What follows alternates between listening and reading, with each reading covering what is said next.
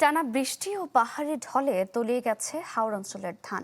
হাঁটু পানিতে নেমে ধান কাটছেন কৃষক। আমরা হাওড় অঞ্চলের খবর জানবো। সুনামগঞ্জ এবং মৌলভীবাজার থেকে যুক্ত হচ্ছেন আমাদের সহকর্মীরা। আমরা শুরুতে সুনামগঞ্জের খবর জানবো। আমাদের সঙ্গে আছেন সহকর্মী এয়ার জুয়েল। জুয়েল, কৃষকদের এই দুর্দশা কি বলছেন তারা? কোনো ব্যবস্থা নেওয়া হচ্ছে কিনা সুনামগঞ্জে? ডিজাইন, এলিগেন্স, বিউটি, সেরা পণ্য সবার জন্য। জেভিকো। সারিকা, কৃষকদের দুর্দশার চিত্র গেল কয়েকদিন ধরে আমরা দেখানোর চেষ্টা করছি। সেই চিত্রটা আসলে এখনো আছে, কারণ গেল কয়েকদিনেই বৃষ্টি এবং পানিতে কৃষকের যে পরিমাণ ফসল ক্ষতি হয়েছিল, সেই ক্ষতি আসলে অপূরণীয়। সেই ক্ষতি পুষানোর অনেক চেষ্টা করেছেন কৃষক, কিন্তু রৌদ্রোজ্জ্বল আবহাওয়া না থাকায় সেই ক্ষতি পুষিয়ে ওঠা অনেকটা কষ্টসাধ্য। যদিও গতকাল সেই রৌদ্রোজ্জ্বল আবহাওয়া উঠার পর থেকে কিন্তু কৃষকরা তাদের সেই ফসল, যেগুলো ফসল কেটে আনে জেনেছিলেন, যেগুলো পছন্দ ছিল, চারা গজিয়েছিল, সেইগুলো তারা আসলে শুকানোর চেষ্টা করেছিলেন। এবং আজকে সকাল থেকে ভোরবেলা বৃষ্টি হয়েছে। যদি এই বৃষ্টি আবার দিনের বেলা হয়, সেই ক্ষেত্রে কৃষকের দুর্ভোগ আরো বাড়তে পারে।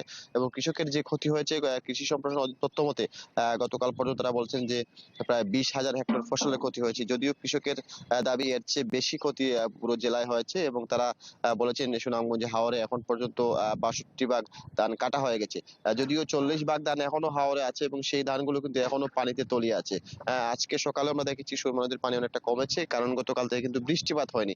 যদি বৃষ্টিপাত না হয়, তাহলে হয়তো কৃষকের যে 40 ভাগ ফসল আছে, সেগুলো কাটার কিছুটা চেষ্টা তারা করবেন। এবং কৃষকরা আসলে ইতিমধ্যে যে পরিমাণ ক্ষতি হয়েছে তা আসলে বলা মুশকিল, কারণ হচ্ছে তারা কয়েকদিনের বৃষ্টি, জলাবদ্ধতায়, তাছাড়া রৌদ্র জল আবহাওয়া না থাকায়, সব মিলিয়ে ফসল আসলে তাদের মতে প্রায় 80 ভাগের বেশি ফসল ক্ষতি হয়েছে। কারণ যে ফসলগুলো তুলে এনেছিলেন, সেগুলো কিন্তু রোদে শুকাতে না পেরে সেই ফসলগুলো কিন্তু ক্ষতির সম্মুখীন হয়েছে। সারিকা। জুয়েল, ধন্যবাদ আপনাকে। আমরা মৌলভীবাজারে চলে যাব। সেখান থেকে আছেন সহকর্মী আব্দুর রব। আব্দুর রব, মৌলভীবাজারের খবর জানাবেন। জি সারিকা, মৌলভীবাজার আসলে গতকালকে বৃষ্টি কিছুটা থেমেছিল, যদিও রোদের দেখা পাওয়া যায়নি। কিন্তু আজকে বৃষ্টি হচ্ছে, প্রবল বৃষ্টি হচ্ছে। গতকাল রাত থেকে কিন্তু এখন পর্যন্ত একটানা বৃষ্টি হচ্ছে যাবে, যার ফলে এই বৃষ্টির ফলে কিন্তু এই যে হাওরের পানি অন্য দিনের মতো কিন্তু বৃদ্ধি পাবে। এবং গতকালকেও আমরা হাওরে ছিলাম, হাওরে দেখেছি যে আসলে পানি একটু বৃদ্ধি পেয়েছে। এবং যার ফলে কৃষকের যে পুরো অংশে যে ধান, সেগুলোকে তলিয়ে যাচ্ছে, আগের ধানগুলো নষ্ট হচ্ছে এবং রোদ না থাকার জন্য ধান শুকানো যাচ্ছে না। কৃষি বিভাগের তথ্য মতে মৌলভীবাজারে প্রায় 2,500 হেক্টর বুড়ো ফসল পচে ক্ষতিগ্রস্ত হয়েছে, নষ্ট হয়েছে, এবং প্রায় 4,000-এর কাছাকাছি হচ্ছে সেই বুড়ো ফসল পানিতে নিমজ্জিত হয়েছে। যদিও সেই তথ্য আসলে বাস্তবতার সাথে কতটুকু মিল, আমরা যখন হাওরে যাই তখন দেখি যে একদম দিগন্ত বিস্তৃত এলাকা আসলে প্লাবিত এবং পানির নিচে তলিয়ে গিয়েছে।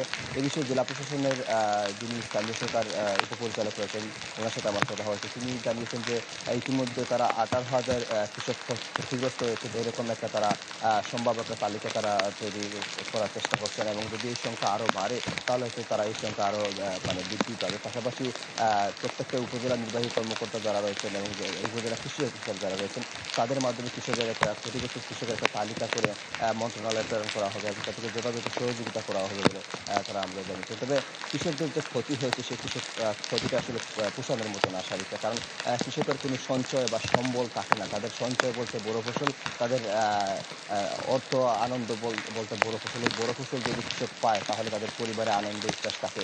এবং এই বড় ফসল যদি ক্ষতিগ্রস্ত হয়, তাহলে কৃষক পরিবারে নেমে আসে কান্না। এবং পুরো বছর তাদের চলতে হবে কষ্ট, কারণ এই ফসলটি তাদের পুরো বছরের আহার যোগায় এবং সব কিছু এই ফসল থেকে তারা পায়। যার ফলে এই বড় ফসল ক্ষতি হওয়া মানে কৃষক একদম নিঃস্ব হয়ে যাওয়া। সারিকা। আব্দুর রব, ধন্যবাদ আপনাকে। দর্শক, হাওড় অঞ্চলের খবর জানছিলাম।